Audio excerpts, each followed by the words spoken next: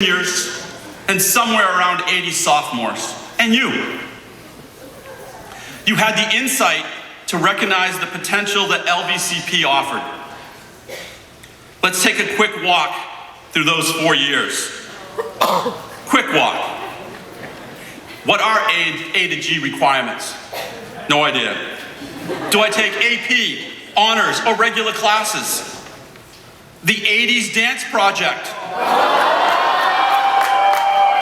You had fun creating it? Oh, by the way, your parents lived through it. The excess exhibition. That was a fun one. The first Hawks sports win, girls volleyball.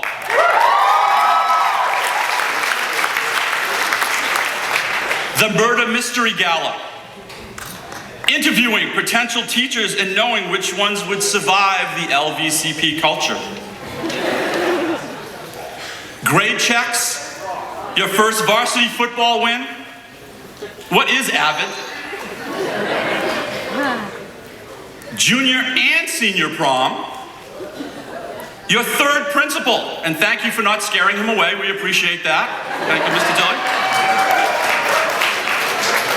What will I do next year? College applications. Who wants me? Where will I go? When is graduation? At LVCP, you have 21 clubs, ranging from anime to Hawk's Nest to yearbook. Something for everyone. Sports. Remember, JV-only teams. Now 16 varsity teams. Sending athletes to league playoffs. Girls soccer.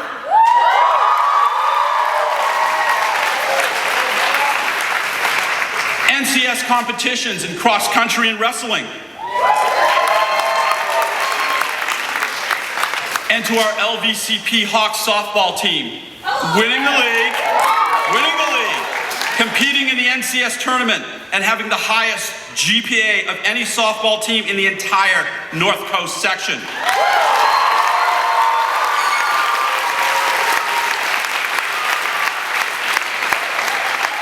Oh, by the way, thank you, coaches.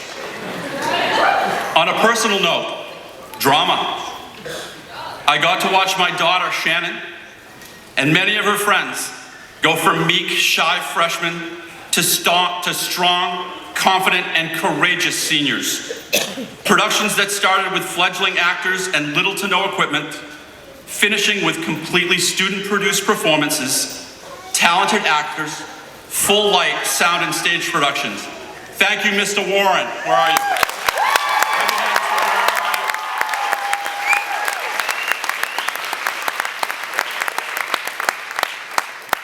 Music.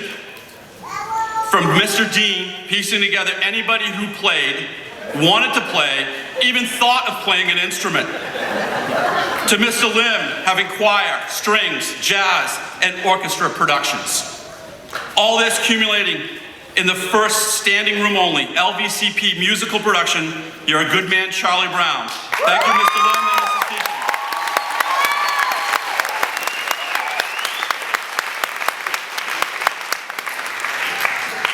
Look at what you've done in 4 years of school. That's something to be proud of. You are not the pioneers of LVCP. The class of 2014 received that honor. Some of them are here. But you played an important role in its future success, and it speaks to who you are. You are the settlers, the architects, the builders, and the foundation of LVCP as we know it today, and future students will know it tomorrow. Congratulations to the class of 2015.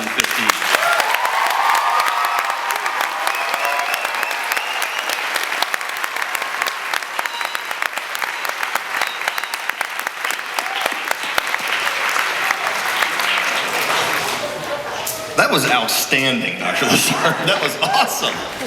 Outstanding. Thank you very much, Dr. Lessard. Our next speaker earned her bachelor's degree from the University of Chicago, overcoming cancer her senior year to graduate Phi Beta Kappa with honors. She later went on to earn her Juris Doctorate degree from the University of California, Berkeley School of Law. and helps small businesses and local charities get started and become successful. Catherine is a mother of school-age twins and an active parent leader in local schools, having served as the vice president of the Daugherty Elementary School Site Council and on several school improvement committees. She is the elected representative from the Assembly District 16. If you live in District 16, she is your Assemblywoman in the House. Please help me welcome, give a big, big, big, big round of applause to Assemblywoman Catherine Baker.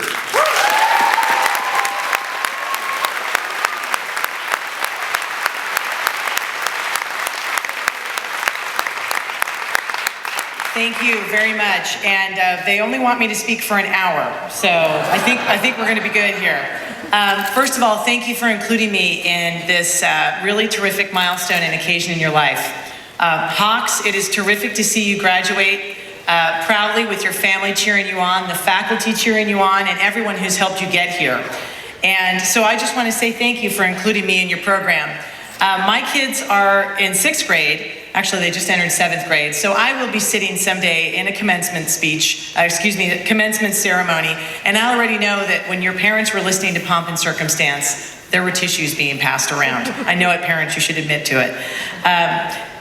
Tonight's a little bit of a reflective moment for me because I was a speaker at my high school graduation ceremony just a few years ago. It was actually, this will be a shock to everyone, 25 years ago. I was, like one of your great students here tonight, I was the valedictorian at my high school. So I got to give a speech that will be nowhere near good as what you're going to hear later tonight, I'm sure. No pressure, Max. And it was to a crowd of about 5,000 people. We had a very large graduating class. And here I am, an elected official now, and that was still the largest crowd I got to speak before. And I said a few words about the choices we had before us. Here I was, barely 18 years old, and remarking on what our new adventure would be. And I remarked on the race that we all were about to be very much a part of, and that was the human race. And I remarked on how we had a choice as individuals to choose what kind of athlete we were going to be in that race. Now that we were going on about our own way, we had the choice of being those who can pretty much stay in the same place on the track. Keep where they were going, keep to themselves, keep just to their immediate family, not really be involved in their community, do fine in life, and really not take humanity forward. And that was one choice we had. I remarked that we had a choice to actually take us backwards on the track and just be really terrible people. Those who could be not great in relationships, not great in our workplace, not great in our communities, or worse, really terrible on a global level. That is a choice that people have made, and we see it happen time and time in history. Then I said we had a choice to take humanity forward, and really encouraged all my fellow graduates to do everything we could to take humanity forward in our individual relationships, in where we were next going to go to college, and the new communities we were going to live in. And I had no idea how you were going to do that, because I was only 18 years old. So now that a few years have passed, I'd like to share with you a couple of ways in which I hope you will evaluate that choice between the kind of person that you're going to endeavor to be for the next few years and in your lifetime.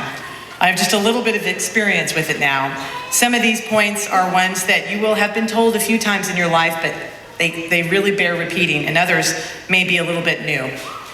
And it's kind of a top 10 list for how I think you can make this choice for yourselves. A little bit of a David Letterman style going on here. At the top of the list is to keep your cool. Keep your cool, particularly because you are going to find yourself experiencing some real challenges that are totally unexpected. That's part of the thrill of the adventure that's ahead of you. For me, it was going from a desert town, a very small desert town in Southern California, and moving to Chicago, where I thought if I just had dark colored shoes, that was going to be fine for snow. Let me tell you, that's not how you get through snow.